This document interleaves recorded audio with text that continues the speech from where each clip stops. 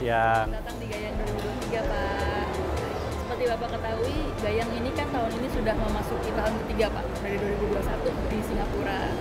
Mungkin kami ingin tahu gimana pandangan Bapak soal Gayang 2023. Khusus untuk 2023, saya melihat kualitas produk yang ditampilkan itu lebih meningkat dibandingkan 2 tahun sebelumnya. Tantangan terbesar dari UMKM kita, mereka jumlahnya banyak, tapi produknya juga terlalu beragam. Seringkali kualitasnya ada kesenjangan dari sisi kualitas. Nah, saya berterima kasih kehadiran Gayang di Singapura ini.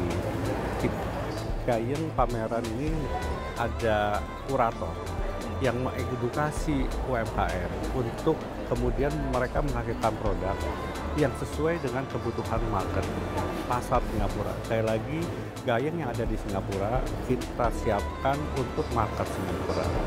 Nah, untuk market Singapura, sekali lagi preferensi itu dari konsumen menjadi sangat penting. Dan kita lihat di sini mulai dari produk makanan, pakaian, ya kan, kemudian untuk perhiasan, kemudian ada untuk jewelry, ada tas, kemudian ada untuk rumah, kemudian ada furniture. Saya melihat beberapa memang sama dengan pameran sebelumnya, tetapi artinya yang tetap eksis itu yang selama ini memang diminati oleh konsumen Singapura. Tetapi yang lain saya melihat produknya makin beragam. Ini sesuatu yang sangat baik dan sekali lagi saya mengapresiasi dari sisi kualitasnya. Dan saya yakin dengan kualitas seperti ini maka penilaian konsumen pada produk Indonesia nomor 1 akan meningkat.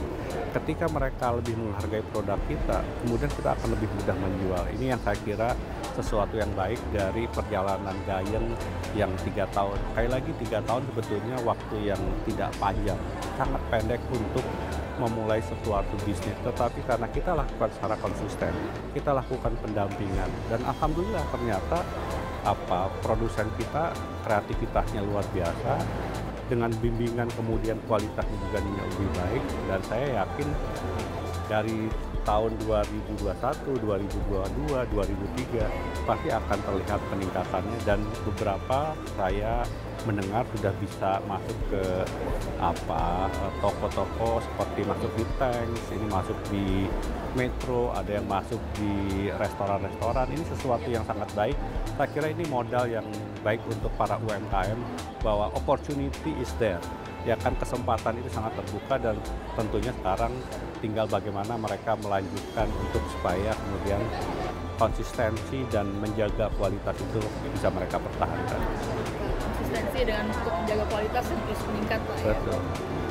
Mungkin satu lagi, Pak, bagaimana mungkin Bapak ada pesan-pesan nggak secara umum untuk UMKM Indonesia yang mungkin bercita-cita masuk ke Singapura atau malah lewat Singapura untuk ke internasional, Pak, karena Singapura ini kan global hub, Pak, ya.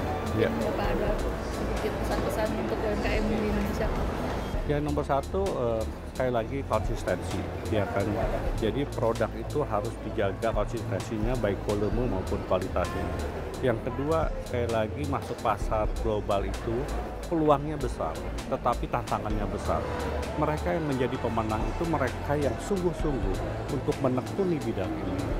Nah, yang selanjutnya saya harapkan adalah bagaimana kemudian mereka yang sudah mendapatkan kesempatan dan produknya sudah mendapat pengakuan dari konsumen Singapura ini, itu mereka terus meningkatkan kemampuan dirinya.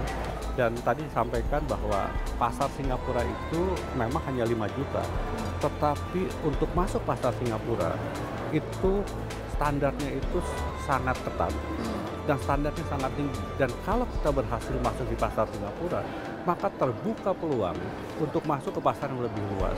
Jadi, dan Singapura sendiri adalah negara yang mengutamakan fokus pada perdagangan, dan mereka memang menjadi tempat hub untuk masuk ke pasar global.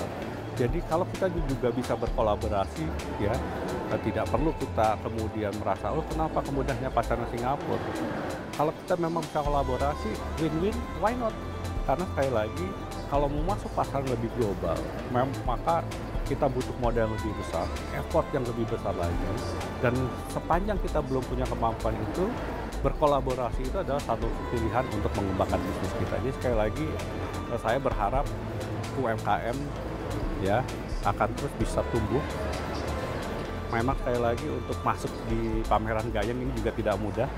Sekali lagi dari pengalaman 2021-2022 jumlahnya memang yang 2021 berbeda dengan yang 2022. 2022 berbeda dengan 2023. Mengapa? Karena sekali lagi kita harus berorientasi pada kepentingan pasar.